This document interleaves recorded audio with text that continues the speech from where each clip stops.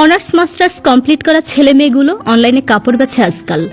অমুকের মেয়ে তমুকের ছেলে লাইভে গিয়ে কাপড় দেখায়, অমুকের বাড়ির বউ ফেসবুকে গিয়ে গয়না দেখায়, আবার চাকরি করা স্বামীকে দিয়ে কুরিয়ারও করায়। অমুকের বাপটা এত ধনী, তাও ছেলেটা ডেলিভারি বয়ের কাজ করে নিজের বাইক নিয়ে। আচ্ছা, সৎপথে রোজগার করাটা নিয়েও কেন এত সমালোচনা? সারাদিন ঘরে শুয়ে বসে থাকলে কি কেউ এসে খাওয়ায়, না নিজেকে প্রতিষ্ঠিত করার স্বপ্নটা শুধু চাকরিতেই রয়েছে? এই যে ছেলে মেয়েগুলো এই সময়টাকে সৎ পথে উপার্জন করছে, একটা সময় এরাই দেশের ভবিষ্যৎ হবে। এদের মতো ইয়াং জেনারেশনরাই দেশের গর্ব। সারা জীবন বাবা মা থাকে না, বাবা মাকে শেষ বয়সে দেখার দায়িত্ব সন্তানের উপরই বর্তায়।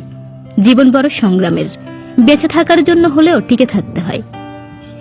কিছু অসামাজিক মানুষের কাছে অনুরোধ, উদ্যোক্তা ছেলে মেয়েগুলোকে হতাশ করবেন না, বরং প্রতিবেশী বা বন্ধু হিসেবে পাশে থাকুন। হয়তো এরাই একদিন দেশের নামকরা বিজনেস পার্সন হবে। কথায় আছে, বড় যদি হতে চাও ছোট হও তবে।